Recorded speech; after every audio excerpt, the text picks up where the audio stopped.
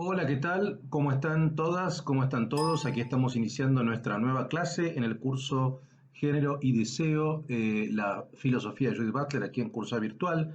La idea es, en esta clase, la número 7, como la próxima, que es la número 8, ya son las últimas dos de nuestro curso de Género y Deseo, es obviamente pensar el último texto que pusimos en la bibliografía, el último libro, que es Deshacer el Género, Undoing Gender, un texto de 2004 de Judith Butler, que yo creo que es interesante, van a ver, porque vamos a volver a algunos elementos, a algunos conceptos que fueron nuestro punto de partida, ¿no? O sea, yo creo que es una buena secuencia, esta la que armamos, y sobre todo un poco del punto de vista de cómo Butler piensa su propio programa intelectual. Van a ver que vamos a retomar cuestiones que tienen que ver con el deseo, que tienen que ver con el cuerpo, que tienen que ver obviamente con el género, digamos, y finalmente, así fue como titulamos esta clase 7 y la 8, con la sexualidad, sexualidad uno y sexualidad 2, ¿no? A mí me parece que Undoing Gender es una excelente síntesis, ¿no?, de todo el proyecto butleriano y de todas las cuestiones que vimos las clases pasadas, ¿no? Obviamente es un texto, van a ver que es un texto, no es muy gordo el libro, pero sí, obviamente es una sumatoria de capítulos, y como hicimos con los libros anteriores, ¿no? Como hicimos con los anteriores libros, yo les voy a marcar cuáles son los artículos que vamos a trabajar, porque la verdad, obviamente siempre sugiero que lean todo el libro, eso es mejor, pero obviamente por un tema de tiempo, si ustedes quizá, tienen poco tiempo, tal vez, y quizá lo puedan leer entero más adelante.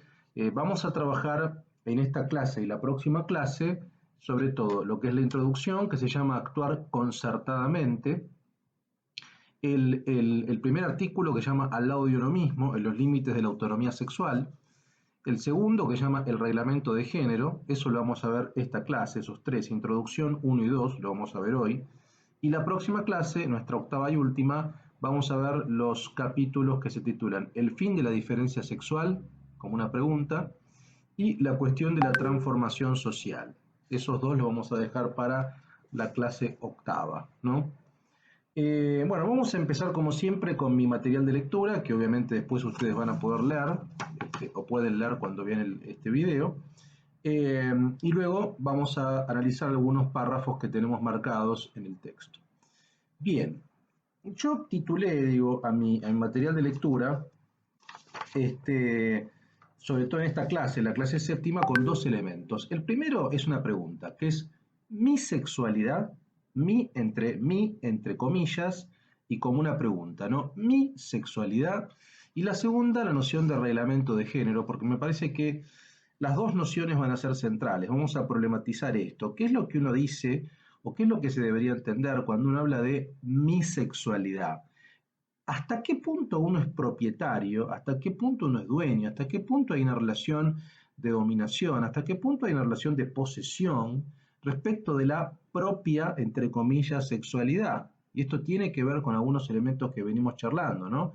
Sobre todo lo que tiene que ver, por ejemplo, como pensábamos la clase pasada y la anterior, respecto del género, digamos, ¿no? Esa confusión que había y esa aclaración que hizo Butler en los textos anteriores respecto de que el género, si bien es performativo y si bien es un hacer, digamos, no no es algo que dependa de la voluntad personal. O sea, ese es un error conceptual importante que hay que tratar de desterrar, digamos, la idea de que es puramente producto de la autonomía personal, producto de la autonomía singular. No, digamos, uno da cuenta del género, uno es asignado a un género determinado producto de relaciones de poder institucionales y normativas, que es lo que vamos a ver sobre todo en esta clase, el tema de la norma, el tema del reglamento de género.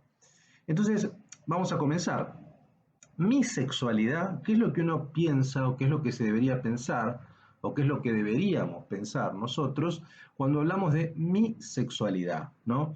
En Deshacer el género, que es un texto de 2004, Butler define el género como un haciendo, ¿no? Esta es otra forma de pensarlo, ¿no? Es decir, así como decíamos que era un acto como es un acto performático, decíamos en las clases pasadas, bueno, acá dice Butler, el género es un haciendo, ¿no? Un haciendo no en soledad, sino relacional. Esto es importante también, digamos. No es que uno producto de la autonomía, como decíamos, puede autopercibirse como quiera, ¿no? Esa es una visión muy naif que tenemos que tratar de desterrar y que tenemos que problematizar ciertamente en este curso. Entonces, el género es un haciendo, no en soledad, sino relacional. Se trata más de la experiencia de ser desecho que de construcción, ¿no? De ahí viene deshacer, undoing en inglés, ¿no? De ser desecho que de construcción. Este ser desecho, entre comillas, a través de formas normativas, implica dos elementos. ¿Qué es este ser desecho que nos plantea Butler? Por un lado, el deseo siempre requiere el reconocimiento de lo exterior, a mí, y la sexualidad necesariamente nos traslada fuera de nosotros. Estos dos elementos son centrales y recuerden lo que decíamos en la primera clase y la segunda, cuando comenzamos hablando de deseo, ¿no? Ese fue el punto de partida. De hecho, este curso se llama Género y Deseo. Bueno, el deseo requiere del reconocimiento de lo exterior, de lo ajeno a mí. Deseo y reconocimiento, esos son los elementos de Hegel y de Kojev y de los autores que vimos en la primera clase, ¿no? Eh, por tanto, si hay deseo, necesariamente tiene que haber algún tipo de reconocimiento. Y si hablamos de reconocimiento, necesariamente tenemos que pensar en el otro. Y si pensamos en el otro, tenemos que pensar en un esquema relacional. Entonces, no es un acto de soledad o un autosuficiencia o de autopercepción pura, digamos, ¿no? Entonces, el deseo siempre requiere el reconocimiento de lo exterior a mí y, además, este sería el segundo elemento, la sexualidad, ¿no? Perdón, y además la sexualidad necesariamente nos traslada fuera de nosotros mismos. ¿Mm? O sea, indudablemente, cuando uno habla de la sexualidad y habla de actos sexuales, ¿no? Eh, indudablemente ese deseo que requiere o que implica reconocimiento del otro, a su vez se va a concretizar o se va, o uno puede verlo emplazado, uno puede verlo en acto, digamos, en el vínculo con otro o con otra, digamos, ¿no? Ese es el punto, ¿no? La sexualidad necesariamente nos traslada fuera de nosotros. Por tanto, la relación con el otro, el esquema relacional respecto del género es central, no es un acto solamente, no es un acto solipsista, digamos, ¿no? Define Butler, la sexualidad no es consecuencia del género. ¿M? Y acá hay una cantidad de preguntas que nos vamos a formular. La primera es, ¿soy un género? La segunda es, ¿tengo una sexualidad? ¿Mm? Y acá me interesa esto, ¿no? Que se problematice el tema del ser, ¿no? Soy un género y tengo una sexualidad, o sea, mi sexualidad, ahí como un poco era el punto de partida, es una posesión, es una propiedad, mi sexualidad es mía, o es algo que en verdad se constituye en relación con otros. ¿Mm? Este es el punto. Y lo del soy también, digamos, soy un género en el sentido de que podemos pensarlo en el orden del ser, o en verdad el ser está constituido por la relación también. Este es el punto, ¿no? Eh, dice, el problema aquí será el carácter de este yo, de este mí. El yo que tiene su sexualidad se deshace mediante la sexualidad que afirma tener. El género es para otro y proviene de otro antes de convertirse en mío. Acá tenemos otra pregunta. ¿El género es para otro? ¿Mm? ¿Y proviene de otro antes de convertirse en mío? Bueno, indudablemente, en función de lo que venimos pensando, el género es una asignación. Es decir, uno cuando nace es asignado a un género. Ahí no hay ningún tipo de acto de voluntad. Por tanto, sí, en gran medida pertenece a otro. Ese otro puede ser no una persona singular, sino puede ser un esquema institucional, un esquema, un dispositivo médico, psiquiátrico, jurídico que nos asigna a el género, masculino o femenino. Pero no hay ningún tipo de acto de la voluntad personal, digamos, ¿no? Entonces, por tanto, el género es para otro y proviene de otro antes de convertirse en mío, y probablemente, ¿no? En función de lo que venimos pensando, eso parecería. Precisamente estas preguntas llevan a nuestra filósofa a plantear los límites de la autonomía sexual. Esto es lo que quiero que problematicemos, el tema de la autonomía, los límites, ¿no? Los límites, cuáles son los espacios que limitan la esfera de la autonomía. Mi sexualidad y mi género no son posesiones, más bien son maneras de ser desposeído, de ser para otro. Es decir, en tanto y en cuanto yo soy asignado a un género por otro, o por una maquinaria, o por un dispositivo, soy desposeído, ¿no? No hay tanto una posesión, soy desposeído. Y la sexualidad, por tanto, es lo mismo, ¿no? En tanto y en cuanto mis actos o mi deseo es reconocido por otro, Mi sexualidad se determina en relación con otro también. ¿Qué soy? Heterosexual. ¿Qué soy? Homosexual. ¿Qué soy? Bisexual. ¿Qué soy? Fetichista. ¿Qué soy? Sadomasoquista. ¿Qué soy? Bueno, ahí aparece la cuestión, digamos, ¿no? Ese soy se juega en la relación. Entonces, se juega en lo deshecho, de ahí viene un poco el título del libro, digamos, ¿no? Undoing, ¿no? O en el ser desposeído. No soy tanto el poseedor, sino soy desposeído, ¿no? Soy para otro. En este sentido, el nosotros es problemático, más aún hablar de nuestros derechos con lo que ello implica. Por un lado, la autonomía corporal es necesaria, esto es lo que me interesa que pensemos hoy, digamos, ¿no? Porque es problemático y es paradojal, y yo creo que lo plantea muy bien Butler. Digo, por un lado dice la autonomía corporal es necesaria para reclamar por derechos civiles y políticos necesarios de las minorías sexuales, es decir, son aspiraciones normativas que exigen un reconocimiento legal en el marco de una democracia liberal. Es decir, somos humanos y somos reconocidos como tales por la comunidad política que habitamos, más allá de que estemos de acuerdo o no. No negociamos las normas cuando nacemos, estas son previas y asimiladas forzosamente. Por tanto, no reclamar nuestra inclusión en términos de derechos es estar fuera de todo reconocimiento legal, estatal, social, con la marginalidad y la violencia que ello conlleva, ¿no? Entonces, por un lado, lo que dice Butler es, bien, el tema de la autonomía es complicado, tiene límites, tiene límites. El género y el deseo se piensa en relación con otro y son esquemas relacionales, así son. Ahora bien, uno no elige, a ver, si uno nace en sociedades occidentales, ¿no? Latinoamericanas, europeas, uno nace en estados de derecho, digamos, ¿no? Eh, Acá obviamente Butler está hablando respecto a la democracia norteamericana, un estado liberal, ¿no? Algunos cuestionan incluso ese esquema, piensan en términos de una democracia populista. No es el tema del curso problematizar eso, digamos, pero bueno, pensemos en función de Butler, el esquema de cuando habla de democracia liberal es una democracia republicana, división de poderes y reconocimiento de derechos, ¿no? De derechos civiles y derechos políticos de minorías, ¿no? De todo tipo de minorías. Pensemos en la lucha de los derechos civiles de los afroamericanos, de las mujeres en la década del 60, digamos, y luego, por supuesto, de las minorías sexuales. Ahora, en ese esquema, lo que dice Butler es, la autonomía corporal es necesaria para reclamar por derechos civiles y políticos, por supuesto, digamos, ¿no? Es decir, uno no elige, estemos más o menos de acuerdo, uno nace, si nacemos en estas sociedades, uno nace en este tipo de esquemas de reconocimiento normativo legal. Por tanto, uno podría pensar que es una condición por lo menos necesaria, quizá no suficiente, pero por lo menos necesaria, luchar por tener derechos civiles y políticos. Ese tipo de lucha, ese tipo de búsqueda, es una búsqueda de tipo liberal, en lo político, ¿no? Estamos hablando, no en lo económico, ahí uno puede tener otra posición, digamos, pero por lo menos en lo político es una lucha que tiene que ver con un reconocimiento de tipo liberal. Cuando uno dice liberal, dice de las libertades individuales, civiles, políticas, ¿no? Y eso tiene que ver con la autonomía corporal.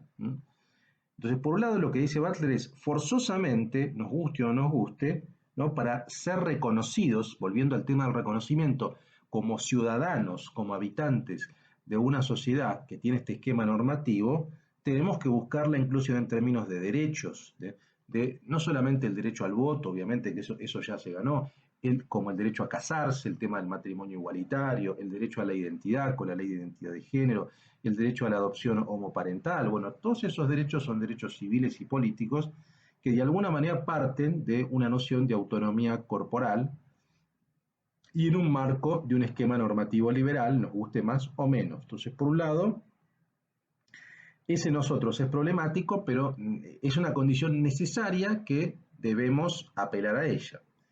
Por otro lado, el nosotros de la comunidad LGBT, dice Butler, requiere de una lucha por rehacer las normas a fin de incluir singularidades abyectas y excluidas de toda la definición de lo humano. Este es el otro punto problemático interesante, porque por un lado uno diría, bueno, muy bien, vamos por la inclusión de las minorías sexuales, etcétera, pero por otro lado, el nosotros de la comunidad LGBT implica redefinir el esquema normativo actual. A ver, otra forma de un poco de pensarlo sería, ¿qué es el nosotros? ¿No? cómo pensamos el nosotros, ¿no? De esta comunidad, particularmente de la comunidad LGBT. ¿Qué incluye ese nosotros, ¿no? Y ahí viene un poco esta cuestión interesante, digamos. Ese nosotros incluye, obviamente, homosexuales, lesbianas, bisexuales, transexuales, travestis. ¿Y qué pasa con todas las singularidades que empiezan a aparecer? Esas singularidades, ¿hasta qué punto, que acá llama Butler abyectas, en el sentido de que son singularidades que ni siquiera son tenidas en cuenta en términos de lo humano, de su humanidad, digamos, ¿no? Cuando uno habla de derecho humano, bueno, ese derecho que se aplica a lo humano implica problematizar qué es lo humano, qué entendemos por humano. Singularidades excluidas de la definición de lo humano, acá Butler plantea lo trans, lo travesti, lo drag, lo bach, lo femme, ¿no? Por tanto, los derechos humanos deben ser reclamados al mismo tiempo que problematizados, según la óptica butleriana. La búsqueda de reconocimiento y garantías contra la violencia en un marco legal no obtura la necesidad de ampliar la definición de humano. Esto es lo que me parece importante, digamos, ¿no? Por un lado lo que dice, bueno, a ver, por un lado, nos guste o no guste, nacemos en un marco de una sociedad, si son occidentales, obviamente, en términos de derechos liberales. Entonces, por un lado, uno tiene que buscar ese reconocimiento, uno tiene que buscar ser reconocido estatalmente en términos de derechos civiles y políticos, ¿no? Eso es necesario y eso implica, a ver, esa búsqueda implica necesariamente, digamos, que uno apoye o que uno dé cuenta de cierta noción de autonomía, porque la verdad que esas luchas amplían la autonomía. Si uno puede votar, si uno puede casarse, si uno es reconocido, vuelvo al tema del reconocimiento, es reconocido por el otro, por el Estado sobre todo, y en tanto por el Estado, por los ciudadanos, y tiene los mismos derechos, bueno, es un ciudadano como cualquier otro, es un ciudadano como cualquier otra persona, digamos, ¿no? Si puede acceder, más allá de que ejerza ese derecho o no, más allá de que un homosexual se case o no se case, tiene la posibilidad, en potencia lo puede hacer, antes no lo podía hacer, bueno, y eso implicaba que era un ciudadano de segunda, ¿no? Entonces, este es el punto, esto es lo que quiero que entendamos. Por un lado, eso es necesario y Butler lo apoya, digo, o sea, esa lucha, que es una lucha en términos de derechos civiles y políticos, desde el punto de vista normativo, es liberal y es necesario. Ahora, al mismo tiempo, dice Butler, tenemos que problematizar la noción de derecho humano. O sea, ¿qué tipo de noción, qué tipo de humano es reconocido? ¿Hasta dónde llega el reconocimiento? ¿Se entiende? O sea, el reconocimiento de un gay hombre está aceptado. El reconocimiento de una lesbiana está aceptada. Ahora, ¿qué pasa con otro tipo de singularidades? ¿Qué pasa con lo trans, que todavía sigue siendo complicado de ser reconocido y aceptado en términos de derechos, en términos de derechos laborales, por ejemplo? ¿Qué pasa con otro tipo de singularidades no binarias? Bueno, ahí es donde dice tenemos que ampliar y problematizar la noción de humano. Eh, Eso por un lado. El segundo punto que yo había marcado es la noción de reglamento de género, que tiene que ver con esto también. Dice, Butler se interroga sobre la preexistencia de un género a su regulación. O sea, si preexiste un género previo a su regulación. El género es más bien una consecuencia de la regulación, es una consecuencia de la regla, vale decir, el género es producido por la norma, es producido por la regla, o hay un género previo. Partiendo de Foucault, nuestra filósofa abona la idea de que el poder regulador produce sujetos, ¿no? Esta es la idea que tiene Foucault, la idea de que el poder es productivo, en tanto y en cuanto el poder es productivo, el poder produce por medio de la normalización, vale decir, ¿qué es la normalización? La aplicación de la norma, de normas institucionales sobre cuerpos, sobre conductas, sobre comportamientos. Por tanto, el poder es productivo desde el punto de vista disciplinario, ¿no? Y desde el punto de vista biopolítico. Y eso implica que el poder produce normativamente. En consecuencia, estar sujeto a un reglamento es estar subjetivado por él. Uno está subjetivado por un reglamento. Devenir sujeto a través de la reglamentación. En este aspecto surge otra crítica de Butler a Foucault. Dice, para el filósofo francés, el poder regulador es histórico y opera sobre el género y la sexualidad, así como sobre otras normas sociales y culturales.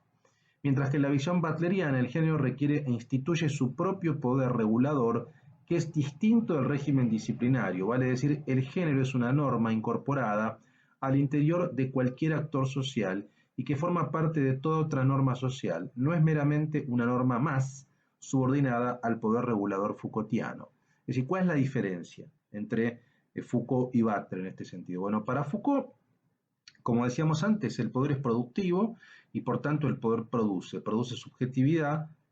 subjetividad por medio de normas, ¿no? De normas institucionales sobre todo, ¿no? A ver, un ejemplo de esto es Vigilar y Castigar, ¿no? Donde ahí vemos que tenemos una subjetividad que es la subjetividad preso, existe producto del reglamento de la prisión, ¿se entiende? O sea, las instituciones producen las subjetividades que son habitadas o que habitan esas instituciones. Entonces, el poder regulador es histórico y opera sobre el género para Foucault, así como sobre otras normas sociales y culturales, digo, ¿no? O sea, lo que quiere decir, a ver, hay que pensarlo así, si hay que un poco como diagramarlo. Foucault plantearía un poder central, ¿m? Que de alguna manera se aplica o que tiene diferentes modalidades. Una modalidad de ese poder regulador es el género, una modalidad, pero hay otras modalidades también, digamos, ¿no? Mientras que para Butler, ¿no? Para Butler dice, el género requiere, instituye su propio poder regulador que es distinto del régimen disciplinario, que es el que plantea Foucault, ¿no? Vale decir, el género es una norma incorporada al interior de cualquier actor social y que forma parte de otra norma social. No es meramente una norma más subordinada. Digo, para Foucault, el género era una norma más subordinada al esquema de poder disciplinario, si ustedes quieren, ¿no? Para Butler no, para Butler en rigor el género estaría al interior de todas las normas, ¿se entiende? O sea, para Butler el género tendría mucho más peso desde el punto de vista filosófico, ¿no? O sea, se encontraría al interior de todo tipo de norma social, de todo tipo de norma cultural. ¿M? Mientras que para Foucault, no, para Foucault el género forma parte de un tipo de modalidad de poder y sobre todo es una modalidad de poder de tipo disciplinario. Para Butler, lo que tenemos que pensar es que esa norma de género o ese reglamento de género opera al interior de todas las otras normas, ¿entiende? O sea, opera al interior de todas las otras normas. Para Foucault es una norma más para pensar. Esta producción y regulación de lo femenino y lo masculino se naturalizan determinados comportamientos y actos de manera binaria. Ahora bien, para Butler es importante dar cuenta de la conexión entre la ley simbólica en términos psicoanalíticos, la ley del deseo, el incesto, la prohibición, la edipización, ¿no? Como patrón universal, según Lacan, con la ley social.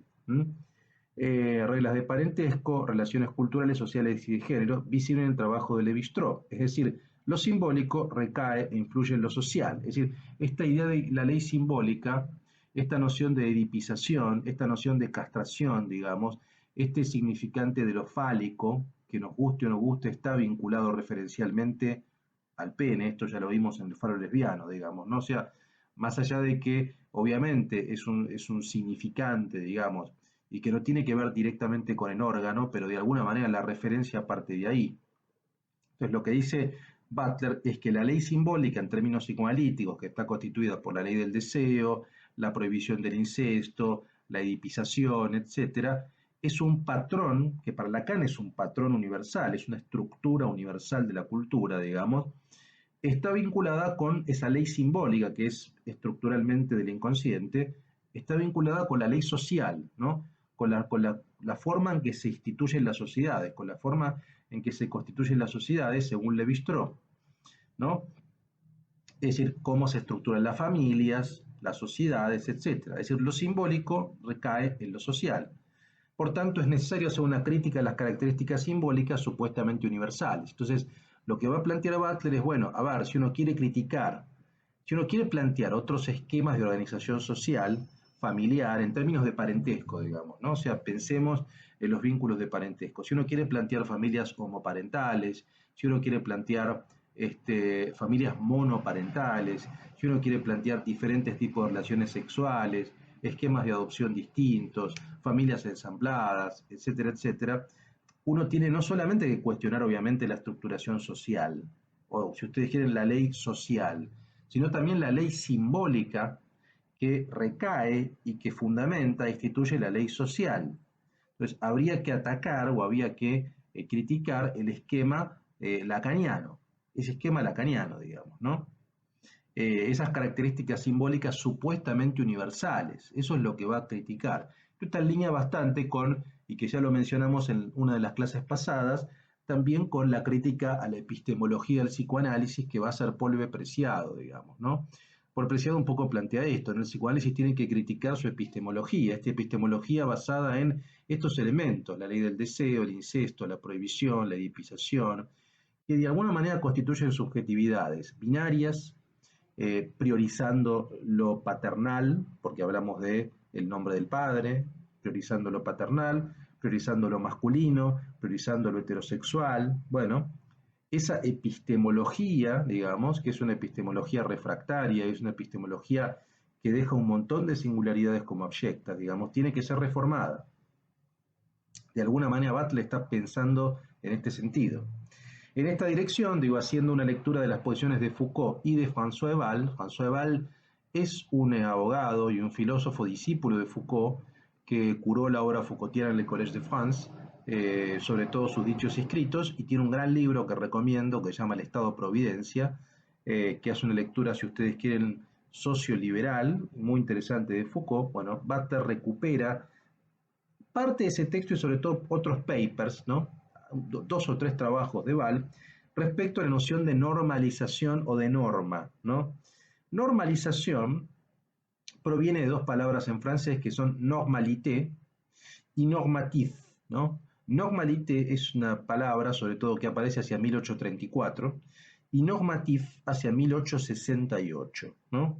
En tanto operación normalizadora del poder disciplinario y burocrático del Estado, precisamente la constitución del Estado providencial en Francia, acá estamos hablando, en Francia o en Europa, digamos.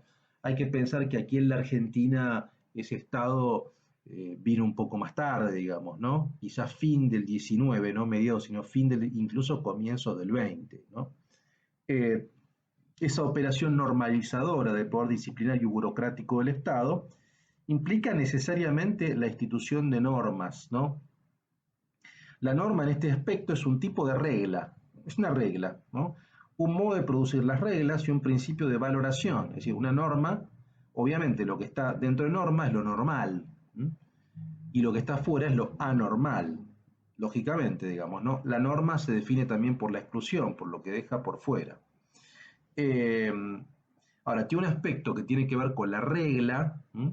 Y tiene un aspecto que tiene que ver con la normalización en el sentido de la producción de subjetividades, de comportamientos, de conductas que son consideradas normales, o sea, que se ajustan a lo que la norma prescribe, ¿no? Eh, Dice, esta restricción se hallará en el corazón mismo del mecanismo productivo del poder jurídico. La norma performa su función transformadora, vale decir, eh, la norma se ve en acción. La norma se ve en tanto y en cuanto produce, ¿no? La norma, según Eval, no tiene exterioridad. De hecho, tanto lo normal como lo anormal están determinados por la misma naturaleza normativa. Lo anormal es consecuencia de ella. Recién lo decíamos. Finalmente, la norma de género no hará sino determinar los estándares de lo femenino y lo masculino. Obviamente, si vamos hacia la norma de género o al reglamento de género, como plantea Butler, bueno, la norma de género o el reglamento de género determina cuáles son los estándares de masculinidad y cuáles son los estándares de feminidad de alguna manera, ¿no? Así como las desviaciones o disrupciones anormales previstos por el proceso regulador mismo. Acá les doy este ejemplo, ¿no? El ejemplo que da Butler para clarificar esto es el de los niños intersexuales nacidos con características anatómicas irregulares, que resisten esta normación binaria y que deben ser corregidos, entre comillas, quirúrgicamente, con la finalidad de encajar, entre comillas, en la normalidad determinada masculina o femenina. Es decir, esto también lo vimos en las clases pasadas. ¿Qué pasa con los cuerpos intersexuados? Que es quizá uno de los argumentos, una de las posiciones más interesantes para cuestionar el elemento binario, digamos. ¿Qué pasa con los cuerpos intersexuados que claramente en un esquema normativo binario, masculino-femenino, no encajan, ¿no? Bueno, precisamente como el reglamento es binario, esos cuerpos tienen que ser corregidos de un modo coactivo, quirúrgicamente, para encajar en uno u otro lugar. ¿Mm? En otras palabras, la norma produce cuerpos materiales. Esto es lo que plantea Butler cuando dice que la norma produce. Y los produce literalmente, digo, ¿no? A ver, yo diría que hay dos o tres aspectos acá. Por un lado, cuando dice que en los cuerpos que no son intersexuados, en los cuerpos que nacen con órganos sexuales claramente diferenciados, la norma produce a través de el condicionamiento de conductas y comportamientos o estilos de vida o formas de valoración que son masculinas o femeninas. Esto es evidente, ¿no? Esto es lo que planteamos ya en Gender Travel y demás, que es la idea de que el género es performativo. Bueno, es performativo en tanto y en cuanto nos determina que hay prácticas masculinas y prácticas femeninas. Pero también en los cuerpos intersexuados, ahí ya directamente la norma trabaja sobre la materialidad de los cuerpos directos. O sea, el cuerpo debe ser quirúrgicamente corregido porque se resiste a una lectura binaria. Entonces ya no tiene que ver solamente con la performatividad de una conducta o un comportamiento, ya tiene que ver con la materialidad de un cuerpo, tiene que ver con el físico, con la biología. Entonces, esta pregunta respecto de la preexistencia de un género a su regulación, la respuesta sería no. No. El género existe porque hay regulación, porque hay un reglamento de género. Ahora, una pregunta que uno se podría hacer ¿es posible que no exista algún tipo de reglamento de género? ¿Es posible vivir en una sociedad sin reglamento de género? Parece difícil. Es decir, me parece que la noción de norma, o uno podría decir, a ver, ¿es posible vivir en sociedades sin normas? Y la verdad que no, porque la norma es un esquema de interconexión y es un esquema que permite cierta convivencialidad. Ahora bien, uno podría decir, bueno, en todo caso sería interesante, desde un punto de vista progresista, que la norma vaya cambiando, que la norma se vaya ajustando, que la norma sea transformadora. Esto es lo que decíamos antes respecto al tema de los derechos humanos. Digamos, ¿no? Por un lado dice Butler, bueno, uno nace en este tipo de sociedades y si uno quiere ser reconocido como ciudadano y quiere tener igualdad de derechos, uno debe luchar por esa ampliación de derechos. Pero al mismo tiempo podemos problematizar la noción de derecho humano, qué es lo humano, y eso implica problematizar la noción de norma, eso implica cambiar la noción de norma. Lo mismo podríamos pensar respecto al reglamento de género, digamos, ¿no? Es decir, algún tipo de esquema normativo siempre va a haber. Ahora, lo que podemos problematizar es, bueno, pensemos en un reglamento de género que no sea binario, por ejemplo, ¿no? Que no sea binario. Esta es otra alternativa, ¿no? Eh, bueno, vamos a leer aunque sea algunos párrafos y pensarlos. Esta noción de género desecho me parecía interesante, ¿no? Dice en la página 13, en Actuar concertadamente, en la introducción, dice, los ensayos aquí incluidos representan algunas de mis obras más recientes sobre género y sexualidad. Todos ellos están centrados en la cuestión de qué puede llegar a significar deshacer los restrictivos conceptos normativos de la vida sexual y del género. Sin embargo, de igual forma, estos ensayos tratan de la experiencia de ser deshecho de formas buenas y malas. Considerar el género como una forma de hacer una actividad incesante, performada, en parte sin saberlo y sin la propia voluntad, no implica que sea una actividad automática o mecánica. Por el contrario, es una práctica de improvisación en un escenario constrictivo. Además, el género propio no se hace en soledad, siempre se está haciendo con otro para otro, aunque el otro sea solo imaginario. Esto es importante, esta noción de deshacer porque lo que problematiza acá Butler es la posesión, lo que decíamos antes. Digo, hasta qué punto uno tiene una sexualidad, posee una sexualidad, en tanto y en cuanto esa sexualidad tiene que ser reconocida por el otro, en tanto y en cuanto esa sexualidad es construida también por el acto sexual con el otro. Entonces, ¿hasta qué punto es mío? Si en verdad ese mío o esa mi sexualidad está construida por la mirada del otro o por el cuerpo del otro. ¿Se entiende? Eh, bien, acá en la página 33, bueno, un poco lo que yo les planteaba, se podría decir entonces que en cierto modo, en cierto sentido, la sexualidad nos traslada fuera de nosotros mismos. Estamos motivados por algo que se halla en otra parte y en cuyo sentido y propósito no podemos capturar plenamente. Esto sucede porque la sexualidad es una manera de transportar significados culturales, tanto a través de la operación de las normas como de los modos periféricos mediante los cuales son deshechas.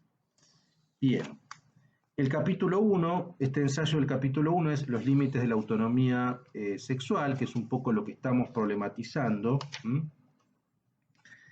En la página 38 dice Butler, así cuando hablamos de mi sexualidad o de mi género tal como lo hacemos y tal como debemos hacerlo, queremos decir algo complicado. Ni mi sexualidad ni mi género son precisamente una posesión, sino que ambos deben ser entendidos como maneras de ser desposeído, maneras de ser para otro y de hecho en virtud de otro. ¿Mm? Es un término relacional. Esto me parece que ya quedó claro. ¿Mm?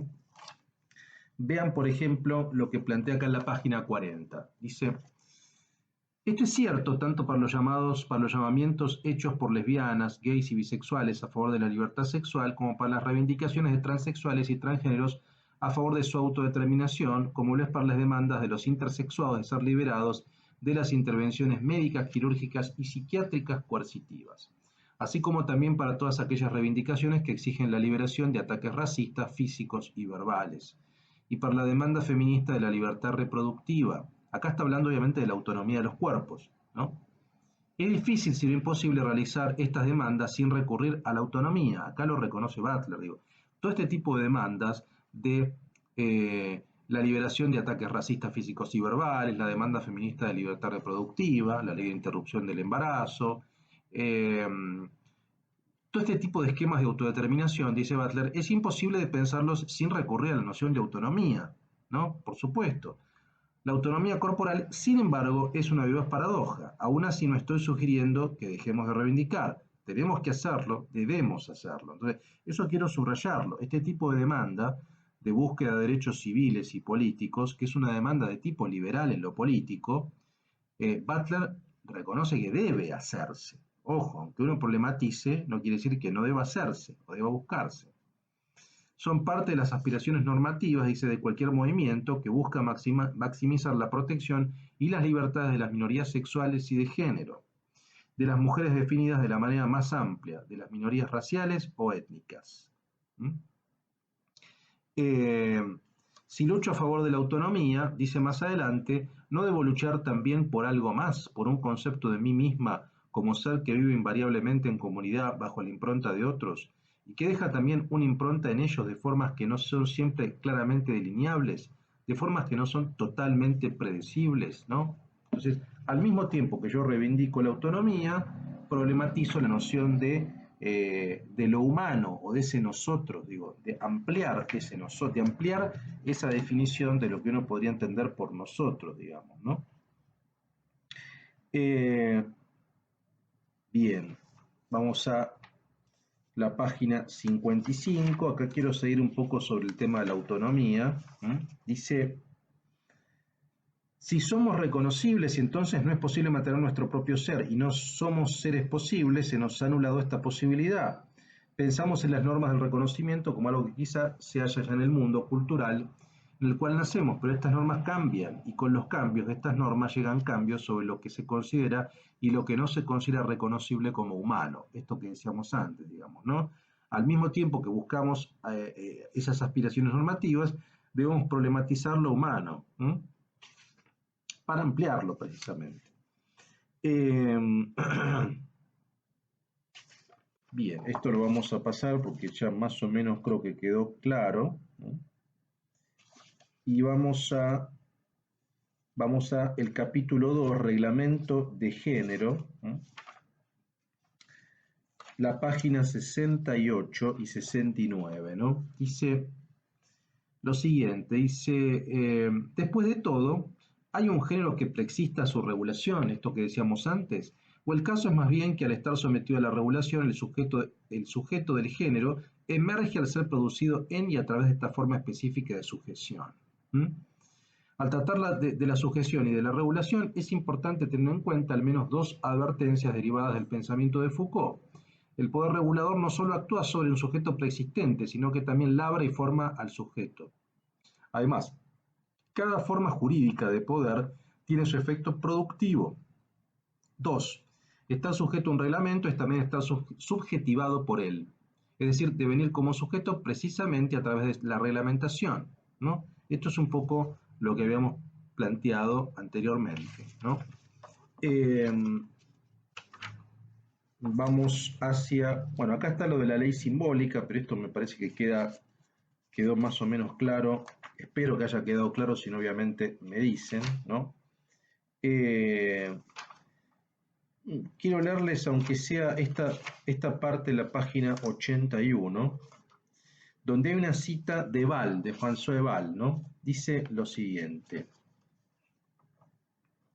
en la página 81, dice: Eval busca una definición más ajustada de la norma con el fin de abarcar tanto su capacidad de regular todos los fenómenos sociales como los límites internos que acotan cualquier reglamento de este tipo. Eval declara, y lo cito: ¿qué es exactamente una norma? Esto es un paper que está atrás, que está la referencia atrás, que se llama Norms, ¿no? Normas. Dice: ¿qué es exactamente una norma? Es la medida que simultáneamente individualiza, posibilita la individualización incesante y hace posible las comparaciones. La norma es lo que hace posible la indefinida localización de espacios que se distancian y reducen cada vez más, y al mismo tiempo asegura que estos espacios nunca encierren a nadie de tal forma que se cree una naturaleza específica para él, ya que estos espacios individualizadores no son más que la expresión de una relación que tiene que ser vista de forma indefinida en el contexto de otras relaciones. ¿Qué es entonces una norma? Un principio para la comparación, una medida común que se instituye como mera referencia del grupo consigo mismo, cuando el grupo solo tiene relación consigo mismo, sin una referencia externa, sin verticalidad. Entonces, ¿qué es una norma? Es una unidad de medida, ¿no? Es un principio para la comparación y que establece un patrón de, eh, obviamente, de lo que se circunscribe a lo que esa norma prescribe y de lo que esa norma excluye. Pero es una forma de determinar, digamos. Ahora, según Eval, vean lo que dice Butler, Foucault añade lo siguiente al pensamiento sobre la normalización: la individualización normativa no es exterior, la naturaleza de lo anormal no es diferente de lo normal. La norma o el espacio normativo no tiene un exterior. La norma integra cualquier cosa que pueda intentar ir más allá de ella. Nadie, nada, cualquier diferencia que puede mostrar puede nunca afirmar ser externos o que posee una alteridad que de hecho les convertiría en otro. Digo, o sea, lo que queda por fuera de norma, lo anormal, de alguna manera se define en función de la norma. Entonces, si redefinimos la norma, también redefinimos lo normal y anormal, ¿se entiende? O sea, lo anormal no es de una naturaleza distinta a lo normal, porque está definido producto de lo que la norma prescribe, ¿se entiende? O sea, la norma prescribe, o sea, impele a que las conductas o los comportamientos, o en este caso el género, tiene ciertas características. Bueno, lo que no se ajusta a eso queda por fuera, por tanto es anormal. ¿Mm? Ahora, ¿eso lo podemos modificar o eso se puede modificar socialmente? Por supuesto, pero el hecho de establecer un esquema normativo siempre va a implicar algo que queda por fuera. ¿Mm? Así opera la norma, ¿no? O en todo caso puede haber gradaciones de la norma, ¿no? Algo que está más, algo que se ajusta más y algo que se ajusta menos, algo que se ajusta en parte y algo que no se ajusta en parte. ¿Mm? Pero así opera un poco la norma, digamos, ¿no? Bueno, todo este capítulo es muy interesante, este reglamento de género, y yo había marcado además otra cita que no es de estos artículos que yo les mencioné de la clase de hoy, pero para ir cerrando la clase, de otro artículo también de Undoing Gender que se llama Desdiagnosticar el género, y esto se los quiero leer también respecto de lo trans, me parece interesante, ¿no? Y con esto vamos a cerrar de a poco. Dice la página 130-131 de Desdiagnosticar el género. Dice: desde el punto de vista de individuo, se puede considerar la diagnosis como un instrumento para promover su autoexpresión y su autodeterminación. De hecho, puede considerarse como uno de los instrumentos fundamentales para realizar una transición que convierta la vida en habitable y que proporcione las bases para florecer como un sujeto encarnado. Por otra parte, el instrumento toma una vida propia y puede funcionar para hacer la vida más difícil a aquellos que sufren siendo patologizados y a aquellos que pierden ciertos derechos y libertades, incluyendo la custodia de los niños, el empleo y la vivienda, debido al estigma asociados a la diagnosis, o dicho de forma más precisa, a causa del estigma que la diagnosis refuerza y promueve. ¿Mm? Más adelante dice: sin embargo, contamos con un argumento importante que se plantea desde la perspectiva de la libertad. Es importante recordar que las formas específicas que toma la libertad dependen de las condiciones sociales que rigen las opciones humanas en un determinado momento.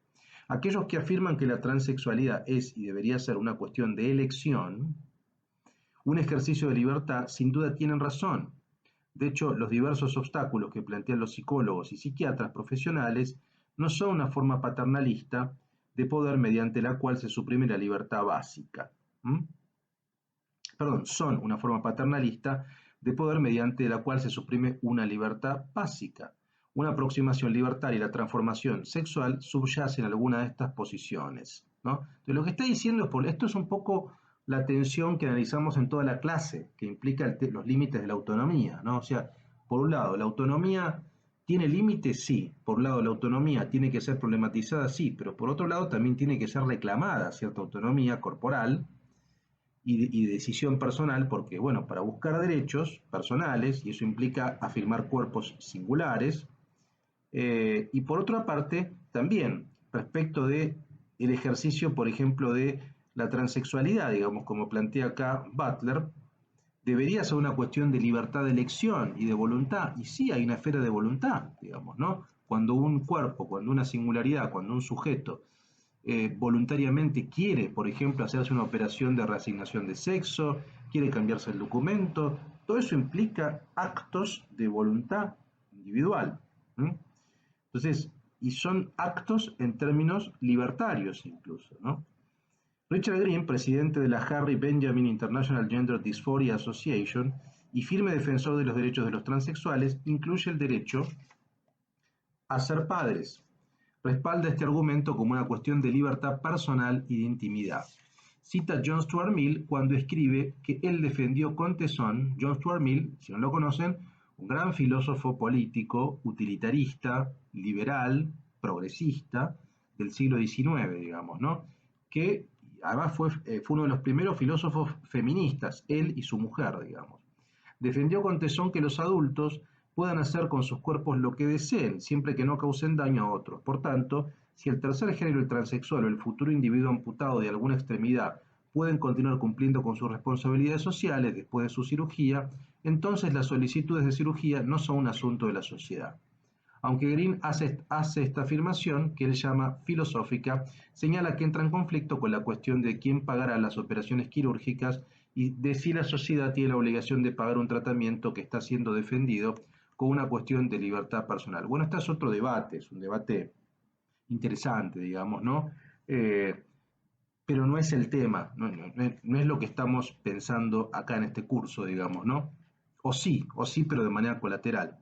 Pero yo quería, sobre todo, esto se los leí respecto de, para problematizar todavía un poquito más la cuestión de la autonomía. O sea, se ve, hay un elemento, sobre todo en este texto de Butler, que uno podría llamar liberal en términos políticos o civiles o en términos normativos. O sea, buscar la autonomía, buscar ampliar derechos, plantear la cuestión de la soberanía sobre nuestros cuerpos, son demandas de tipo políticamente liberal. Ahora, al mismo tiempo que hacemos eso, porque uno habita estas sociedades, al mismo tiempo podemos problematizar, reflexionar, ampliar la esfera de lo humano, que entendemos como lo humano de ese derecho que buscamos ampliar. ¿Mm? Porque a veces la concepción que se tiene sobre lo humano es una concepción muy cerrada. Habría que ampliar qué es lo que se entiende como qué tipo de subjetividad se entiende como partícipe de lo humano que se busca reivindicar. ¿Se entiende? Esta es un poco la idea. En el fondo yo creo, y acá dejamos, porque la próxima vamos a seguir con estos dos capítulos, en el fondo yo creo que lo que hay, lo que sucede, lo que plantea Butler es, volviendo al punto de partida, es el tema del reconocimiento y del deseo, que es volver un poco a Sujetos del Deseo, el primer libro de Butler, digamos, ¿no? La idea de que no hay deseo sin reconocimiento del otro. Ahora, si esto lo trasladamos a la esfera política, el reconocimiento tiene que ver con un reconocimiento normativo, nos guste o no, las sociedades operan por normas. Entonces, un reconocimiento normativo en términos de acceder a derechos y también a obligaciones, digamos, ¿no? Entonces, este es el elemento central. Ahora, al mismo tiempo que buscamos eso, también sería interesante, o es necesario, según Butler, redefinir la noción de lo humano o qué tipo de subjetividad es incluida en la norma, porque hay subjetividades de segunda, por así decir, todavía, por supuesto que las hay, ¿no? Este es el punto. ¿Mm? Bueno, vamos a dejar acá y vamos a seguir obviamente en la próxima clase, en la clase octava, nuestra última clase de este curso que yo estoy disfrutando mucho, espero tanto como ustedes, de Judith Butler, que va a ser sobre estos dos capítulos, ya se los anticipo por si los quieren leer anticipadamente, es mejor todavía. El fin de la diferencia sexual, como pregunta, el 19, eh, perdón, el 9, no el 19, y la cuestión de la transformación sexual, que los vamos a ver la próxima clase. Bueno, obviamente los invito siempre, todo material que quieran sumar al foro interactivo, preguntas, dudas, diálogo entre ustedes, es el territorio de autonomía, hablando de autonomía para que se expresen con libertad. Así que úsenlo, ¿no? Eso es lo que sugiero. Y cualquier consulta, por supuesto, responderé lo más pronto que pueda. Les mando un abrazo y seguimos la próxima clase.